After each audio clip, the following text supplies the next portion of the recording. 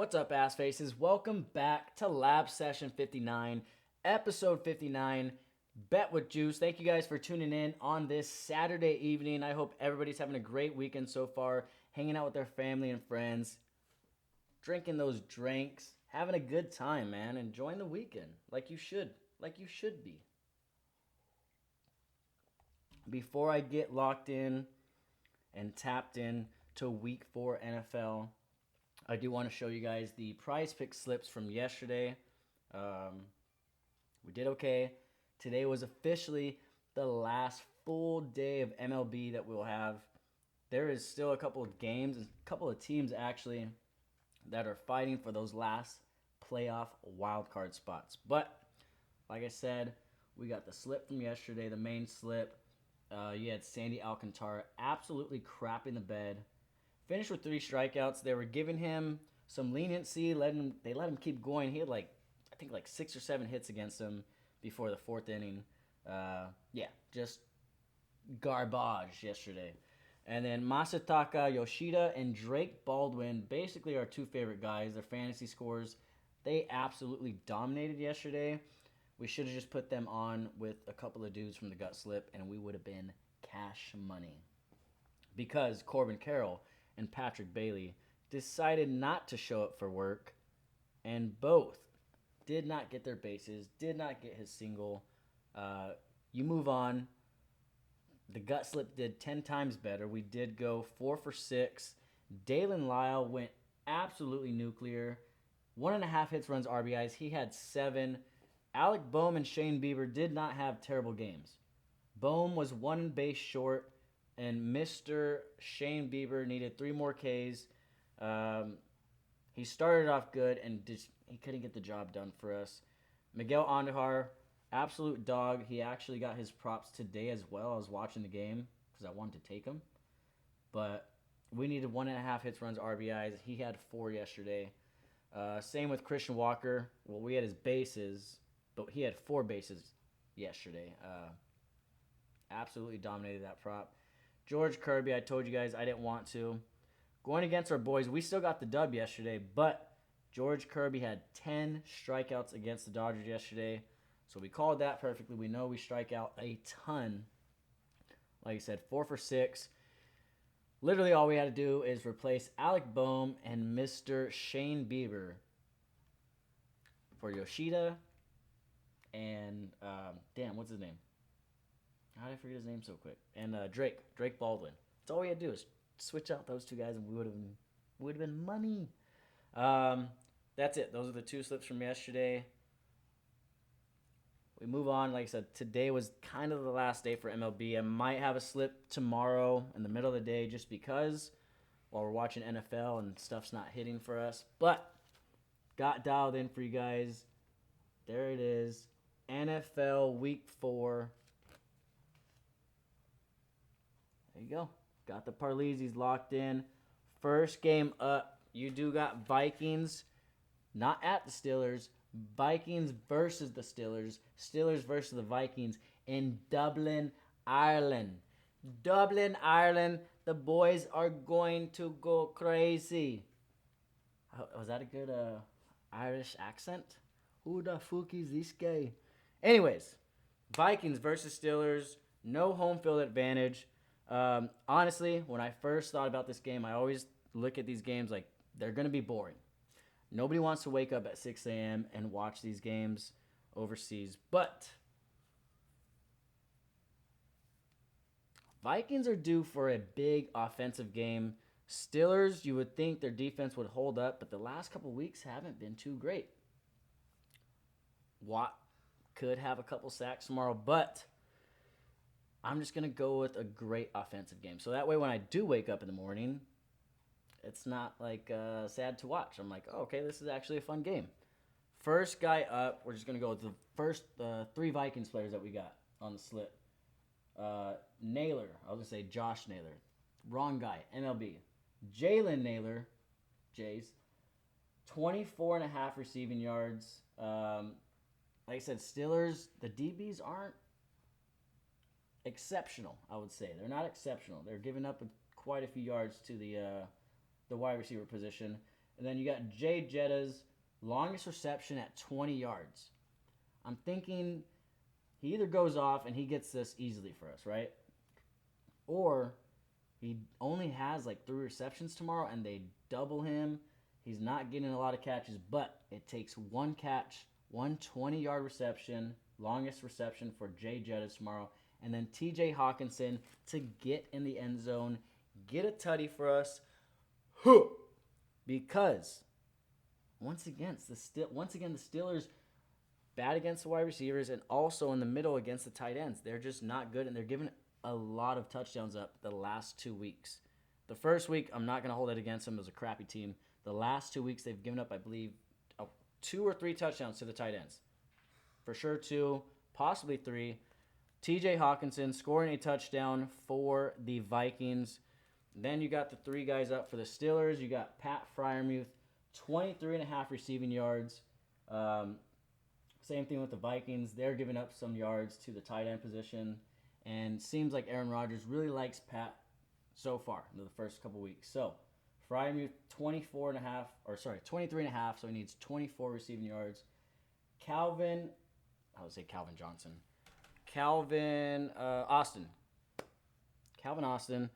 14.5 longest reception. So tomorrow he needs to have a 15-yard catch in Dublin, Ireland. Jersey Jerry, you got to do better. And then you got J-Dub, Jaylen Warren getting in the end zone for the Steelers tomorrow. I don't think they trust Aaron Rodgers to throw the ball if they get anywhere near the red zone. So just hand it off or dump it off to J-Dub, get in the end zone. That is the 6-leg parlay up there for the Dublin game. Hello. That's not Irish. Anyways, Chargers versus the Giants. Next game up, Jackson Dart, our boy, he's finally starting his first NFL game. We are fading the Chargers. They're undefeated. Giants have been sucking. They finally made the move that we talked about. They should have done this last week. Russell Wilson is garbage. So, we are going Wan'Dale Robinson, longest reception, 19.5 yards. So it needs to be a 20-yard catch against the Chargers DBs. He's going to get it. This is going to be pretty easy. And then we took the Chargers tight end. Never heard of this guy. Never heard of him, but he's been going off for them. He has not scored a touchdown yet. Oronde Gadsden, tutty for the Chargers. Giants are giving up a crap ton of numbers to the tight end position. So, I was going to go Disley or can't remember his name. I don't know how I remember Disley's name. That's like tight end 2, tight end 3. But the other tight end from the Chargers. Wanted to go him, but seems like I said Oronde Gadsden, I would think he's a rookie. Like I said, I don't know nothing about him. But I know he hasn't scored this year, and he's getting the end zone. All right? Titans at Texans. It's going to be a weird game. In Houston, we got Jeffrey Simmons. He is going to get a sack against this O-line from Houston that is absolutely, say it with me, garbage. They're terrible, just like the Bengals O-line. CJ Stroud, I hope you play a great game because we need a touchdown from you. But Jeffrey Simmons will have a sack tomorrow. Look for him in the red sleeve, the red-orange sleeve. You can't miss him. The dude is ginormous. He's always just making plays. Jeffrey Simmons, 1 sack tomorrow against the Texans. And then, like I said, Xavier Hutchinson needs to score, needs to get in the end zone, get us a tutty. That is my favorite prop of the day. Favorite prop of the day, he should have, just like Wan'Dale Robinson, a very, very long reception. The DBs are going to let him go. Xavier's going to go for like a 30, 40-yard catch. Dive in the end zone. Touchdown!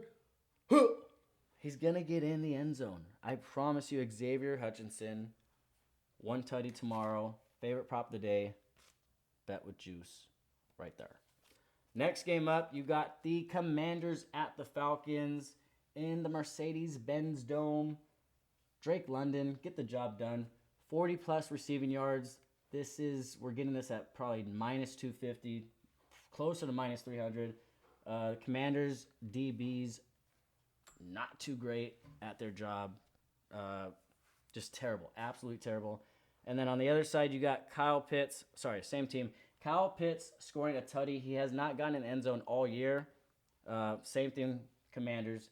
Their DBs, their middle of the field cannot contain anybody. They suck. They're giving up a ton of yards, ton of receptions, and a crap ton of touchdowns, especially to the tight end position. So Kyle Pitts, first touchdown of the season, gets in there.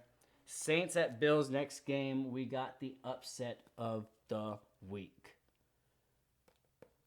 Saints are going to upset the Buffalo Bills. That's it. That's all you got to know.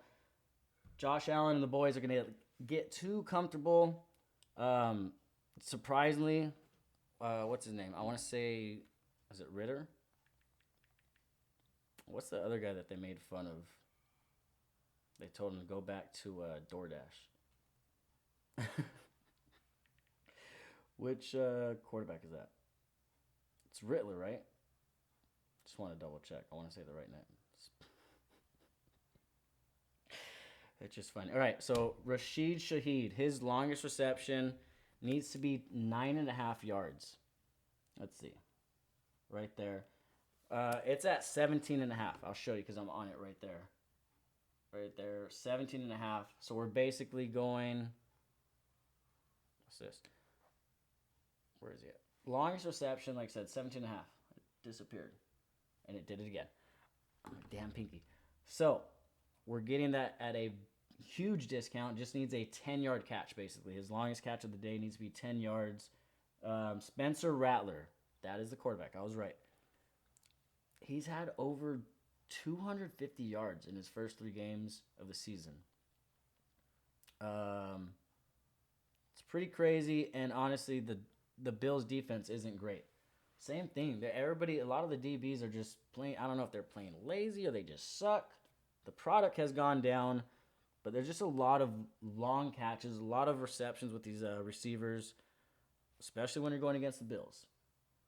I could be so wrong. The Bills beat the crap out of these guys 45-3, and Rattler has like 3 interceptions. But going Rashid Shaheed, longest reception, 9.5 yards, and then you got Joshua Palmer in case the Bills dominate, scoring a tutty. He hasn't gotten the end zone at all this year. He needs to get in this week because we got him. Next game, another upset. You got Eagles at the Buccaneers in Tampa Bay. We're going Cade Otton, 2.5 receptions, getting that. Where is it at? Right there. Probably at like minus 200. He should get that easily. They're not going to have Mike Evans this week. So they got Chris Godwin back, possibly. He is still questionable. That's what scares me. If he doesn't play, Cade Otton should easily have 4 to 5 receptions tomorrow. And then we do got Egbuka scoring a touchdown. It would be his 4th of the year. He did not get one last week. Like I said, Mike Evans is not playing. Going for the upset against the Eagles. They've gotten lucky in their last couple of games. They barely beat the Cowboys in week 1. Week 2, throw that one out the window. And then last week, they barely got away from the Rams. Rams should have won that game. So, like I said, we're fading the Eagles. They're going to have a down week. Saquon probably has 2 touchdowns and 100 yards, but they cannot win that game. Jalen Hurts will have some turnovers. Egbuka, touchdown. And like I said, Cade Otton, 2.5 receptions. Then you got Browns and Lions. The game scares me. Myles Garrett could have 3 sacks again and absolutely dominate these guys. Or the Lions could have 4 touchdowns with Montgomery and Gibbs. Not betting it. Just why I put a big old skip on it. Just leaving it alone. Panthers versus the Patriots. Where are we at? There it is. Panthers at Patriots. You got Hunter Henry, 5.5 receiving targets. So 6 receiving targets. I don't think the Patriots win this game. I think the Panthers upset them as well. They finally get a dub on their board. You got McMillan, touchdown, and Ramondre Stevenson, touchdown, as well as Hunter Henry. And then last game, this is a bonus game. All those other games are morning games. This one is one of the 1 o'clock games, but it's probably going to be the best game of the afternoon besides Packers and Cowboys. Colts at the Rams in LA.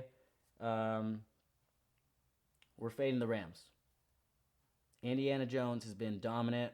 He's looking like an MVP. Did I say that? Daniel Jones, Indiana Jones is looking like a freaking MVP. Former Giant. They couldn't use him right. I think they beat him. I think they beat the Rams tomorrow. I got Michael Pittman. They don't have Alec Pierce tomorrow, our favorite guy to go with. So, Pittman's going to have a lot of productivity tomorrow. We're going 64.5 yards. I'm getting that at plus money. I think he goes off. He has 70, 80 yards tomorrow, possibly a touchdown. But Rams give a crap ton of touchdowns up to the tight end position. Tyler Warren hasn't scored this year, but he's been dominant in his spot. So we're going with the rookie to get his first TD of the year. That is the notebook for you guys. Locked in, dialed in for the morning games. Signed by your boy Juice. And then I'll show you guys real quick the slips so you guys can lock them in with me. We can lock in. We could win some bets together tomorrow and have a freaking day. All right. First game up, like I said, in Dublin, Ireland. Dublin, Ireland. Just going to read them off. You guys already know what it is. Justin Jefferson, longest reception, 19.5 yards. 20-yard catch. Jalen Naylor, 24.5 receiving yards. Needs 25. TJ Hawkinson, get in the end zone. Get that tutty for us. As well as Mr. J-Dub, Jalen Warren, 1 touchdown. And then longest reception for Calvin Austin, 15 yards. A 14.5-yard catch. Seems pretty simple to me. And then you got Pat Fryermuth, Aaron Rodgers' favorite target since he's became a Steeler, 23.5 yards. So a 24-yard catch tomorrow in Dublin, Ireland. Dublin, Ireland. Learn, Jersey Jerry. I don't know what the hell that accent was, but you got to do better, kid. All right, let's get locked into the main slip for tomorrow on Prize Picks. Rashid Shaheed. Longest reception, 9.5 yards. So a 10-yard catch tomorrow against Buffalo. I said I'm going with the Saints for an upset, but even if they don't win this game, Rashid Shaheed should easily have a 10-yard catch tomorrow. Not asking for a lot. Same with K. Dotton. Missing Mike Evans. You should easily have 2.5 receptions. Shouldn't be rocket science. Then you got Drake London. Basically, these first 3 picks should be free. All green. Little green goblins. Drake London, 40-plus receiving yards. Then you got Wan'Dale Robinson, his longest reception, okay, against the crappy DBs. I'm just kidding. They're pretty good. But they're not giving up anything. I'm just trusting Wan'Dale Robinson to get a very, very great pass from Mr. Jackson Dart from your Giants. A 20-yard catch from Wan'Dale. And then you got Jeffrey Simmons easily getting a sack against Houston. They cannot protect C.J. Stroud. So that should be easy cash money. And then Michael Pittman, 65 yards against the Rams tomorrow in L.A. Guy's going to show out. Where is it? Former Trojan, Michael Pittman, back in L.A. Boy's going to ball out. All right? Not even doubting him. That is $884 to pay $300. 3 buckaroos, all right? That's the main slip for tomorrow. Have all the confidence in it. It's going to be amazing when it hits. I hope you guys tell. And then I guess you could say the gut slip of the touchdowns, we got Mr. Joshua Palmer touchdown, Kyle Pitts first tutty of the year, and then McMillan from the almost said Lions from the Panthers, both cats from the Panthers, getting in the end zone, and Xavier Hutchinson scoring his touchdown against the Titans. 4-man touchdown, $2.36. $2.36 to pay $401. I don't know about you. Seems like a good deal to me. And then, this is the lotto. Jalen Hurts, 1 passing yard. PrizePicks is giving us a little discount. And like I said, we got Emeka Egbuka, Oronde Gadsden, Ramondre Stevenson, and Tyler Warren all to get in the end zone. So 4 touchdowns, and then Jalen Hurts 1 passing yard. That is $1.30 to pay $200. I don't know about you guys, but I feel pretty locked in. Pretty damn dialed in.